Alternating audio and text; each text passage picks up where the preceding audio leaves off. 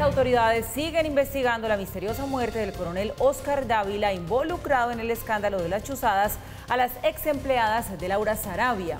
En las últimas horas, el ministro de Defensa, Iván Velásquez, insistió en que hay pruebas suficientes que demuestran que todo se trató de un suicidio. Sin embargo, aún no se conoce el reporte de medicina legal. Este es el recuento de lo que ha ocurrido en este caso.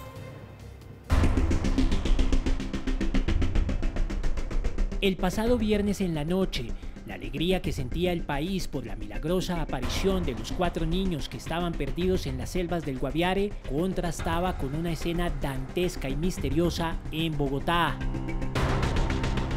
Cerca de las 7 de la noche y a pocas cuadras de la sede de la Fiscalía, el CTI encontró el cuerpo sin vida del coronel Óscar Dávila dentro de esta camioneta Nissan Frontier de placas FWX 914. El hallazgo causó consternación entre las autoridades y la opinión pública, ya que Dávila, adscrito a la seguridad de la Presidencia de la República, estaría involucrado en las interceptaciones telefónicas ilegales a Marelvis Mesa, ex niñera al servicio de Laura Saravia, ex jefa de gabinete del presidente Gustavo Petro.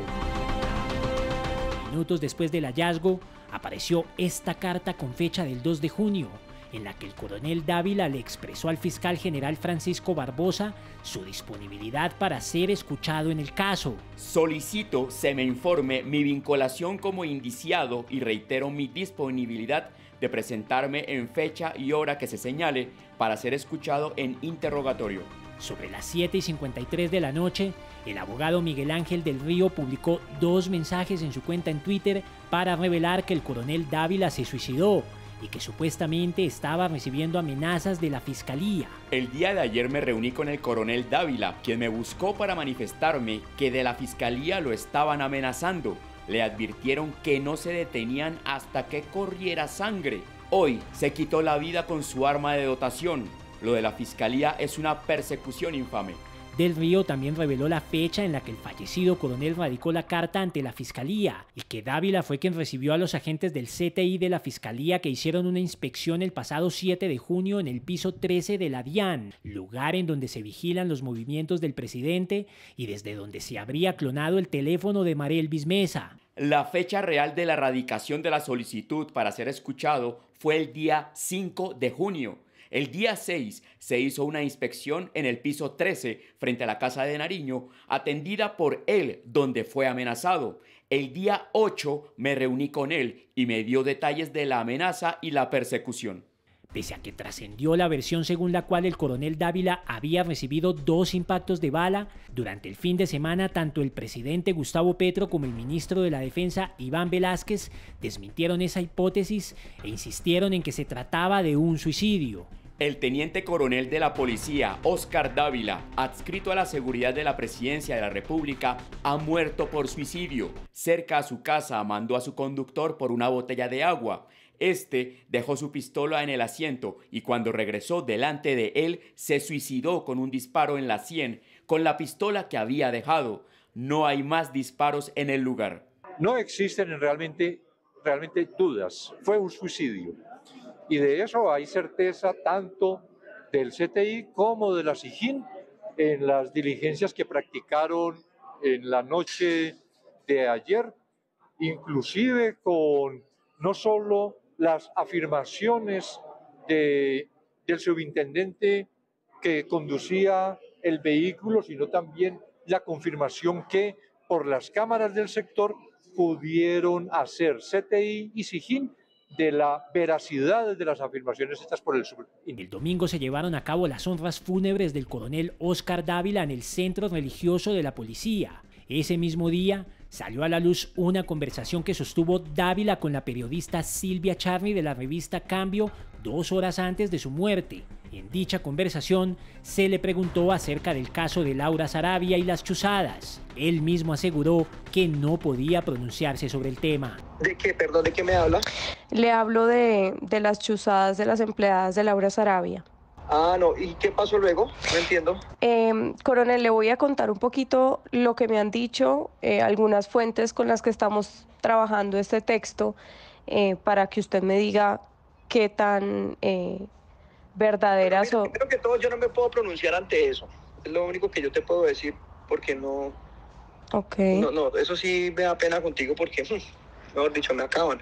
La propia Silvia Charri reveló que el coronel Dávila le marcó 15 minutos antes de que supuestamente se quitara la vida, pero que no le pudo contestar en ese momento. Fue entonces cuando volvió a aparecer en escena el abogado Miguel Ángel del Río, con un señalamiento a la periodista que después debió aclarar en su cuenta. Respeto y aprecio el trabajo profesional de la periodista Silvia Charri, a quien conozco. Jamás he pensado que su llamada periodística desencadenó la muerte del coronel Dávila.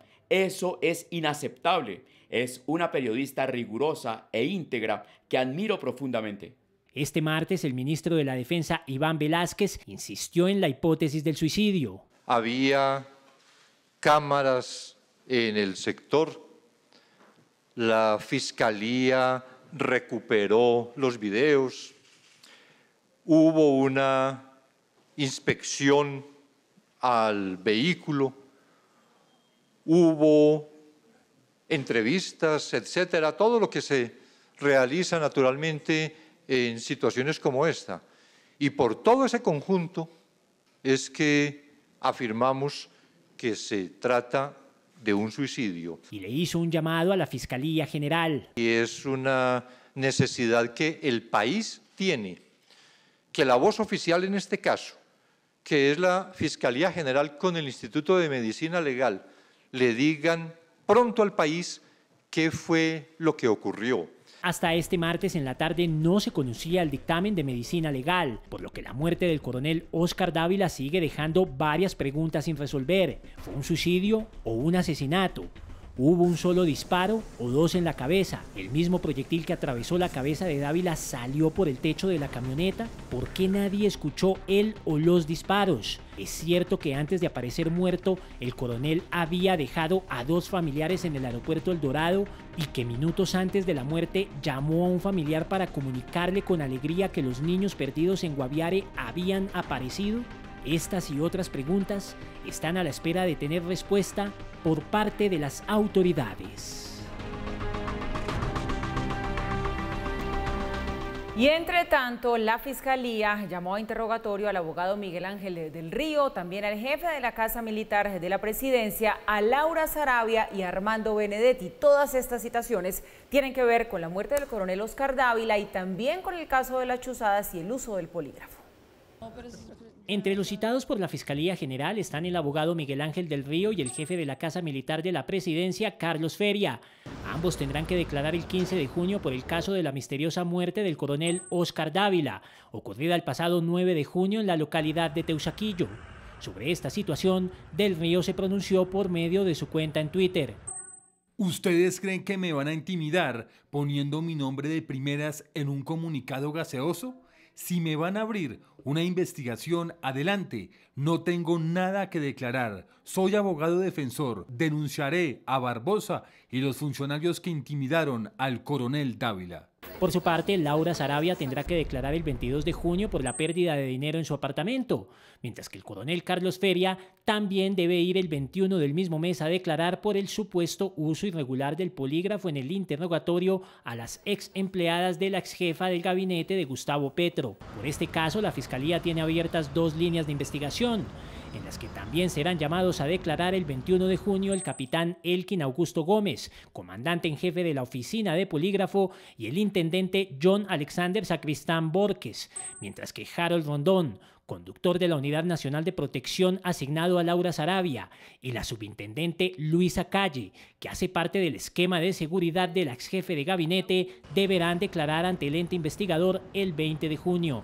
Este martes, el director de la policía se refirió al caso de las chuzadas, por el que la Fiscalía citará a interrogatorio el 15 de junio al capitán Carlos Andrés Correa. No llamaría escándalo, yo llamo es una oportunidad para mejorar y una oportunidad para que la institución también sea más eficiente y los procesos que tengamos que revisar se revisen.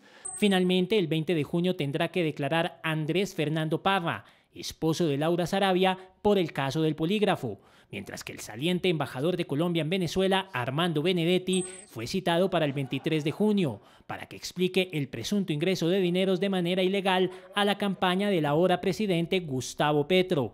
Benedetti no asistió este martes a una audiencia ante el Tribunal Superior de Bogotá. Sus procesos seguirán en la Fiscalía General y por ahora no pasarán a la Corte Suprema. El comentario de Mauricio. Bueno, yo arranco con esta parte del comentario, Mauro y Pablo, haciendo referencia a lo que dice el director de la policía, que para él no es un escándalo. Una oportunidad para mejorar. Sí, hágame el favor, uno haya una oportunidad de mejora cuando es un tema administrativo absolutamente menor.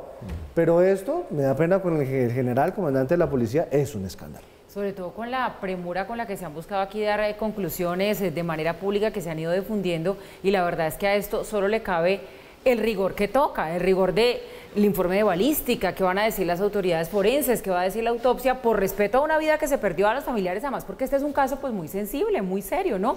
Y preguntas quedan todas sobre la mesa. Yo creo que la familia se está revictimizando cuando desde el alto gobierno salen a decir a los segundos, es un suicidio, sin un informe riguroso de medicina legal que lo sustente. De hecho, el ministro de la Defensa, el doctor Iván Velázquez, ustedes lo veían en las declaraciones que daba, hacía un énfasis muy grande, subrayando que la autoridad calificada y autorizada para decir qué fue lo que sucedió es medicina legal y la fiscalía, que medicina legal depende de la fiscalía. Y en ese sentido sorprende que, siendo tan tajante en ese comentario el ministro de la Defensa, unos minutos antes de decir que la voz autorizada la tiene medicina legal, se dedique durante 3 minutos a decir que lo que pasó fue un suicidio, que hay cámaras, que hay no sé qué, que hay sí sé cuánto, y 24 horas antes repita exactamente lo mismo. Buena por decir que la autoridad es medicina legal, mala por ir diciendo cualquier cosa antes de que hable medicina legal. Lo mismo que el abogado Miguel Ángel del Río, que se apresura de la nada a decir fue un suicidio, lo mismo que el presidente Gustavo Petro, que se apresura de la nada, porque no ha hablado medicina legal, a decir que fue un suicidio. Recordemos que aquí hay una investigación que puede terminar involucrando personas cercanas a la presidencia y, en todo caso, personas que están en la línea de mando de aquellos que hicieron las chuzadas y potencialmente aquellos que también atestiguaron una financiación dudosa de la campaña. Por lo tanto, los hilos que se terminan jalando en esta investigación afectan a ciertas personas. Y esas personas no son necesariamente el coronel Dávila, no solamente él, sino quien dio la orden. Por lo tanto, que termine suicidándose, entre comillas, que termine perdiendo la vida, en términos más generales, el coronel Dávila deja muchas dudas. Y por lo menos hay 3 que vale la pena puntualizar. ¿Cómo es que unos minutos antes del suicidio, el coronel Dávila, según sus familiares, haya hablado con un familiar y le haya dicho que estaba tremendamente feliz porque se había enterado de la noticia del hallazgo de los niños indígenas que sucedía más o menos en ese mismo momento? Felicidad fue lo que transmitió en ese momento a su familiar, según el testimonio del familiar. Estaba tranquilo, estaba radiante por ese hallazgo. Para, en cuestión de minutos, no de horas, suicidarse, qué cosa tan llamativa. Cosas que habrá que indagar por parte de la Fiscalía, por parte de Medicina Legal, que dará el dictamen más fisiológico, digamos, del asunto, la Fiscalía otro tipo de evaluaciones. Segundo punto, los 2 disparos. Parece un mal chiste. Se suicida alguien con 2 disparos, es decir, el primero y después el segundo, ¿cómo se lo pega? Es cierto que está en investigación esto, pero como nos decía Alexander en la nota, hay una huella de haber atravesado un disparo el techo del vehículo. Entonces no es tan claro que el disparo que originalmente le habría quitado la vida fuera el mismo disparo que atravesó el techo del vehículo. ¿Serían 2 disparos? ¿Sería uno solo? Cosas por investigar. Pero la tercera, el policía que lo acompañaba, tiene un par de cosas curiosas. Primero, ¿cómo va a comprar el agua dejando un arma allí? Si se supone que el coronel tiene su propia arma, ¿para qué deja el arma él en el vehículo? Si se supone que hay una directriz fundamental en esta clase de personal y es nunca dejar abandonada el arma. Primer punto. Segundo punto, el que este policía haya trabajado previamente en el equipo de seguridad de Laura Sarabia. Lo trasladan de allí al coronel. Está todo hilado y todo vinculado de una manera bastante curiosa. Pero el tercer punto, y muy importante, el policía salió a vacaciones. Son esa serie de cosas que, como dirían los astrólogos, se juntaron los astros y se alinearon los astros para que uno saliera de vacaciones, el otro saliera del camino, el otro se suicidara, etcétera, etcétera. Por lo menos 3 interrogantes serios, por lo menos 3 interrogantes gruesos que tendrá que responder la investigación. Pero como los tendrá que responder la investigación, ¿qué hacen funcionarios de la talla del presidente, el ministro de la Defensa, pronunciándose prematuramente acerca de lo que sucedió en este caso con tal nivel de certeza? Más interrogantes quedan. Sobre temas jurídicos, hace unos días Daniel García Arizabaleta, quien fuera director del Invías en el gobierno Uribe, firmó un principio de oportunidad con la Fiscalía para hablar todo lo que sabía del caso Odebrecht. Bueno, hoy la Fiscalía anuncia imputación de cargos a Óscar Iván Zuluaga, a su hijo David Zuluaga y a la exministra de Transporte del gobierno Santos, a Cecilia Álvarez. Son casos distintos, pero tienen un común denominador, Odebrecht. Sí.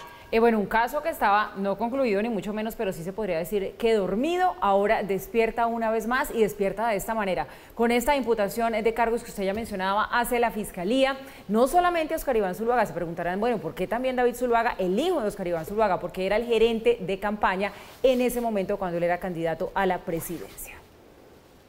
En 2014, Óscar Iván Zuluaga, entonces candidato presidencial, se habría reunido varias veces con el exdirectivo de Odebrecht, Eleuberto Martorelli.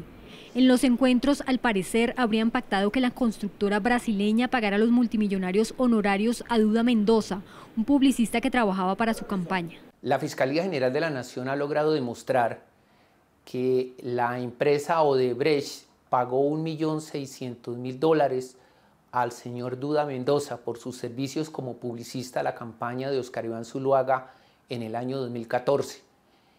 Ese aporte no fue consignado en los libros contables y con ello se obtuvo que el Consejo Nacional Electoral pagara la reposición de votos y además archivara la investigación que cursaba en contra del doctor Zuluaga. Uno de los testigos clave contra el excandidato sería el exdirector de Invías, Daniel García Arizabaleta, quien se acogió a un principio de oportunidad y al parecer entregó audios de Zuluaga en el que se evidencia que el político conocía de los pagos de Odebrecht. En efecto, Daniel García Arizabaleta es uno de los testigos de cargo en el caso Zuluaga, pero debo señalar que no es el único.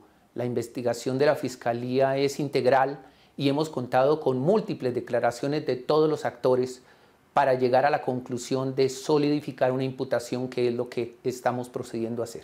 La Fiscalía le imputará al excandidato los delitos de falsedad en documento, fraude procesal y enriquecimiento ilícito, y a su hijo David Zuluaga le imputará el delito de fraude procesal. Por el caso de Odebrecht, la Fiscalía también imputará el delito de interés indebido en la celebración de contratos a la exministra de Transporte Cecilia Álvarez Correa. La doctora Cecilia Álvarez participó en la junta directiva de algunas empresas privadas que estructuraron el proyecto del puerto fluvial de Andalucía y después fue designada como ministra de Transporte, participando en esos términos en numerosas actuaciones de la ejecución del proyecto del Otrocío Caña Gamarra, que terminaba beneficiando de manera irregular aquel proyecto fluvial. Por este mismo caso, la Fiscalía archivó la investigación que se seguía en contra de la exministra de Educación, Gina Parodi. A medida que fueron pasando los años después de los escándalos de Odebrecht, quienes hacían la evaluación de lo que había sucedido en América Latina encontraban un modus operandi similar en todos los países, que era la entrada de ingresos por parte de Odebrecht a las distintas campañas, a los distintos gobiernos, y a cambio la recepción de jugosísimos contratos en un país, en otro país, en el Perú, etcétera, etcétera. Y en todos los países terminaron jalando la pita, encontrando responsables, castigando responsables. Los mismos miembros de Odebrecht en su momento fueron encontrados responsables, pero se zafaron, digamos que con una pena bastante modesta. En Colombia no pasaba nada, aparentemente no pasaba nada. Y vienen dos preguntas: ¿por qué sucede ahora y qué implicaciones puede tener? La primera de ellas se responde, como lo veíamos en la nota, por la decisión de Daniel García Arizabaleta, quien fuera gerente en su momento de Invías, de haber colaborado con la justicia. Esencialmente estaba prácticamente acorralado y en ese acorralamiento dijo, yo hago un acuerdo con la Fiscalía, yo termino diciendo lo que sé y al decir lo que sé, pues se me rebaja la pena y paso la pelota a los demás. Pero dicen, vamos a ver si termina siendo cierto, que para preparar esa colaboración con la justicia se aseguró de tomar un par de grabaciones en las que estaría de viva voz el ex candidato Óscar Iván Zuluaga. Y en esa viva voz, supuestamente, se reconoce la entrada de ese $1,500,000 por parte de Odebrecht, que no entra a las finanzas de la campaña, o no habría entrado a las finanzas de la campaña, pero que sí habría ido a la financiación de este publicista Duda Mendoza. Y eso significaría que la campaña se habría beneficiado de un servicio que se pagaba indirectamente. El delito aquí fundamental: las campañas no pueden recibir donaciones ni recursos de extranjeros, ni personas naturales ni empresas. Vamos a ver esa línea por dónde va. La otra línea era más o menos evidente: otro momento político, otro gobierno distinto, el gobierno de Juan Manuel Santos. Paréntesis, hay quienes dicen que esto se anuncia el mismo día para darle por igual al uno y al otro y terminar haciendo un equilibrio desde el punto de vista político. No sé si será así o sencillamente que jalando las pitas de Odebrecht salen los dos casos. En esta segunda ocasión de lo que se trata es Ruta del Sol. Hagan ustedes una línea recta en el mapa de Colombia. Se le abre una perpendicular rarísima, porque la Ruta del Sol va así y la perpendicular es la variante Ocaña-Gamarra, un otro sí que en su momento no contó ni con el visto bueno del CONFIS, la autoridad fiscal, ni con el visto bueno del COMPES, que debería haber hecho un documento oportunamente para sustentar este proyecto, y dicen los que conocen el caso de cerca que con unos estudios técnicos bastante precarios. Allí la responsabilidad estaría a cargo de la doctora Cecilia Álvarez Correa. Ambos procesos van para imputación de cargos. Vamos a ver estas imputaciones hasta dónde llegan. Por el momento, el país, que estaba más atrasado en investigaciones alrededor de Odebrecht, da un paso adelante. No hay que prejuzgar, pero los casos parecerían estar bastante consolidados con esa voz y con esa fuente clave. Daniel García Arizabaleta. Bueno, seguimos hablando de otro tema que es importante, tiene que ver con la economía, porque el presidente lanzó una propuesta. Dice: para mejorar la economía hay que consumir menos combustible. Sí, bueno, eso no le suena a los economistas. De hecho, dice el presidente que va a reducir su esquema de seguridad para que consuman menos combustible las camionetas. Está mal, porque la seguridad del presidente es un asunto de seguridad nacional, valga la pena la redundancia. O sea, uno no da ejemplo reduciendo la seguridad del presidente porque es un tema de seguridad nacional. Por ahí no es la cosa, pero las tribunas aplauden. ¿Qué dijeron los expertos? Pues mire, gustó por un lado, no gustó por otro esta propuesta del presidente, que sí nos invitó a todos a consumir menos combustible. Dice él que para mejorar este tema del déficit de la balanza comercial, importando menos combustible del que importamos hoy en día. Pues bueno, hay quienes dicen que no, que el consumo de combustible está directamente ligado a cómo marcha la economía de un país. El presidente Gustavo Petro propuso reducir las importaciones de combustibles para un menor consumo de gasolina de las personas y así ayudar a mejorar la economía. Él mismo dijo que haría su aporte reduciendo su caravana presidencial. Un argumento que presenta el presidente es que al reducir la importación de combustibles también se disminuye la balanza comercial, diferencia entre importaciones y exportaciones. Aunque hay reacciones diversas sobre la propuesta y se habla de transición energética, algunos analistas piensan que no es el momento ideal para hacerlo. En la medida en que Colombia continúe avanzando en la transición energética, seguramente podría haber una sustitución de algunos de estos combustibles, especialmente, por ejemplo, lo que tiene que ver con el transporte en vehículos particulares. En el corto plazo es muy difícil limitar o mitigar el crecimiento de la demanda de los combustibles porque pues, es un bien esencial para el transporte. Hay quienes aseguran que precisamente la manera de mirar qué tanto se mueve una economía es ver cómo se desempeña el negocio de combustibles. No es una opción que se pueda tomar a la ligera. De hecho, cuando una economía crece, ese desempeño se observa en el mayor consumo de gasolina por parte de las empresas y de las familias. Si los consumidores tienen más capacidad de compra de gasolina, también lo tienen para adquirir otros bienes. Debemos entender que es un completo desconocimiento por parte del señor presidente de la República la gestión de medios y modos de transporte en el país, ya que el sistema carretero es el que predomina y en ese sentido la generación de Producto Interno Bruto en las regiones para la parte de turismo y más cuando son los puentes en el desarrollo de estas actividades en el país. No obstante, hay analistas que ven la opción como una alternativa importante si se trata de reducir el déficit comercial o de optimizar el uso de los propios combustibles. La reducción en el combustible, del consumo de combustible, puede llevar a una mejora en la balanza de pagos, ya que Colombia actualmente importa cerca del 40% de la gasolina que consume. Entonces, una reducción en el uso de combustible puede llevar a mejoras en esta balanza comercial. Un menor consumo de gasolina significa, en el corto plazo, optimizar el uso de algunas actividades productivas. Por ejemplo, manteniendo las revisiones técnico-mecánicas del parque automotor de empresas de servicios que utilizan de manera intensiva este tipo de transporte. De hecho, hay quienes aseguran que también se obtienen beneficios económicos al reducir el uso de la gasolina y van en el sentido de desarrollo sostenible. Algunos de estos beneficios son la reducción de la dependencia de los precios internacionales del petróleo, lo que ha conducido a una estabilización de sus economías y también a aliviar el consumo de las familias. Sin embargo, en un país como Colombia, que somos más exportador que importador, los beneficios a corto plazo no son tan claros. El presidente de la Asociación Nacional de Instituciones Financieras ANIF, Mauricio Santamaría, no ve clara la relación que propone el presidente entre reducir el consumo de combustibles y el crecimiento de la economía. El consumo de gasolina depende de cómo vaya la economía y de la velocidad de la transición, no al revés. La verdad, no entiendo, dijo. Todos están de acuerdo en la política de gobierno de hacer la transición energética. Las diferencias están en los tiempos y modos como se plantean. Bueno, pues esto sí que tiene varios puntos como interesantes para debatir y para analizar. Yo no sé usted, Giovanni, pero para los que no somos economistas, como que uno no había caído en cuenta el tema de que entre más gasolina se gaste, pues esto tiene que ver como que también va marchando una economía. Ese es un concepto interesante. Por otro lado, el presidente lo que dice es que, bueno, que lo hagamos para bajar esa importación de gasolina que hacemos. Usted me va a corregir ahora, Mauricio, estamos como en el 40% de esa importación, no sé si esa es la cifra.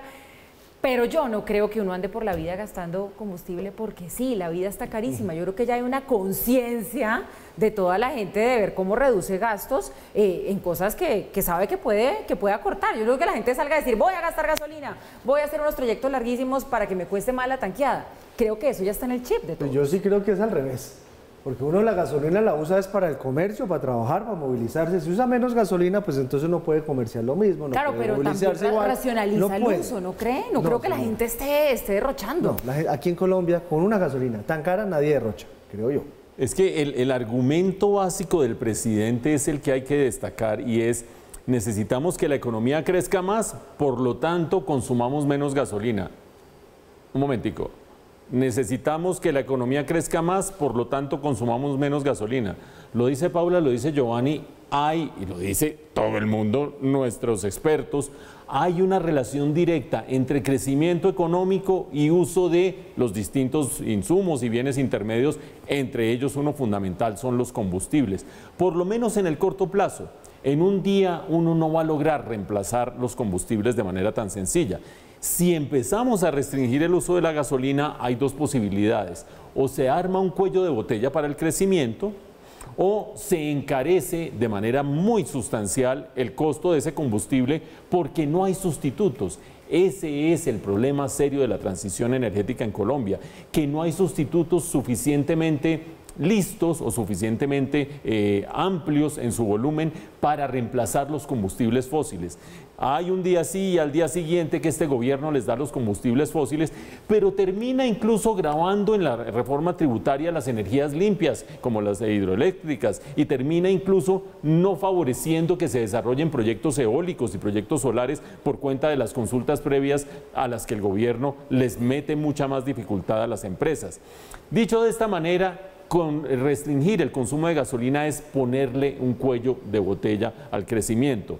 No faltará el momento en que tengamos también restricción para el crecimiento por cuenta de que el gas hay que traerlo de Venezuela, pero ¿cómo vamos a resolver el problema comercial? Entonces restringamos el consumo de gas o cualquier otro combustible. No, esto es insólito, esto es inaudito. Colombia, que tiene el potencial de producir y refinar combustibles, dicho sea de paso, qué bueno que tenemos Reficar, si no esto estaría mucho más complicado en términos de importación de gasolina. Cierro el paréntesis, se termina convirtiendo en una economía rica en recursos, pero que tiene cuellos de botella para crecer. Todo esto para decir además que poner el ejemplo de que la caravana presidencial va a ser el primer, es que le da a uno hasta pena decirlo, el primer grano de arena para ahorrar gasolina en el país. Es un poco como tomarle el pelo a la gente. Por lo menos hubiera dicho, el helicóptero de Francia Márquez lo vamos a parquear o algo parecido, pero la caravana presidencial.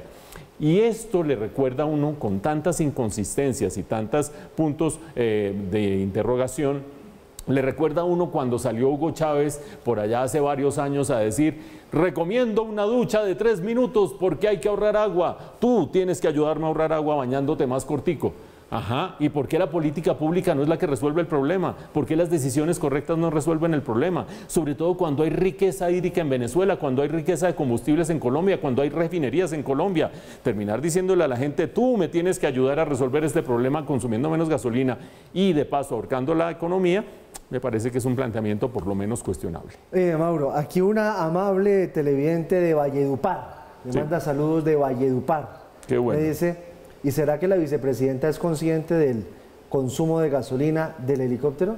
Lo que usted decía, sí, la vicepresidenta es consciente del consumo de gasolina del helicóptero, ahí no es un granito sino un bulto de arena lo que se podría ahorrar ahí en gasolina, porque son hartos los desplazamientos del helicóptero a Adapa y ese helicóptero sí que consume gasolina. El precio de la gasolina, lo que cuesta mover un vehículo aéreo. Hay desplazamientos Bogotá-Cali en helicóptero, imagínese. Claro. Un gran saludo a los televidentes de Valledupar y también a los que hacen esos comentarios tan acertados, pues que por ahí va la cosa. Pensado en eso, si el vicepresidente va a recortar la caravana presidencial, pues que la vicepresidenta deje viajar en helicóptero, pues que no viaje tanto. ¿No? Sí, sería más fácil empezar por ese lado, de acuerdo. Bueno, le cuento la historia que es que Colombia se parece mucho a Macondo, ¿sabes? Esto sí es no te lo puedo creer, que uno no sabe si indignarse o llorar.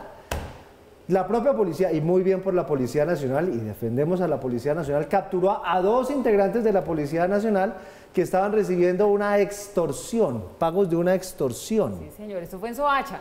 Extorsionaban a comerciantes y al ser pillados infraganti, pues uno de ellos se comió, literalmente se comió el dinero que había recibido por esa extorsión. Estamos hablando de 500.000 pesos, un billete de 100.000, 8 billetes de 50.000. Por supuesto, tuvo que ser llevado a urgencias a un hospital. Ahora tienen que responder él y su compañero. El compañero no se los comió, pero entre los dos extorsionaban. Tienen que responder por extorsión y por destrucción de material probatorio. Sí, ya se la pasó. No tengo nada, yo no he recibido nada, nadie me va a echar nada. No sé de qué me están hablando. Minutos antes, este patrullero de la policía de Soacha había degustado un millonario platillo. El suculento menú estaba compuesto por un billete de 100.000 pesos y 8 de 50.000, que el uniformado se llevó a la boca y tragó de una sola sentada. El dinero consumido hacía parte de la extorsión que él y un compañero le cobraron a un pequeño comerciante de Soacha, Cundinamarca. Le damos constancia que se tragó toda la plata. Ahora la boca, ahora la boca que va a ser peor. Se valieron de una investigación antigua que presentaba esta persona y le exigieron la suma de 2 millones de pesos. La familia logró recaudar la suma de 1 millón de pesos. Esta persona había sido trasladada a la estación de policía del barrio Compartir en este municipio y fue liberada con el compromiso de que semanalmente debía hacer entrega de la suma de 500.000 pesos hasta completar 5 millones de pesos. La historia no es macondiana por capricho, sino por acción. Hay que tener en cuenta que el patrullero extorsionista se comió hasta el Nobel de Literatura Gabriel García Márquez, cuya imagen está impresa en los billetes de 50.000 pesos. En este billete se rinde homenaje al Nobel de Literatura Gabriel García Márquez. Igual suerte corrió el expresidente Carlos Lleras Restrepo, modelo del billete de 100.000 pesos.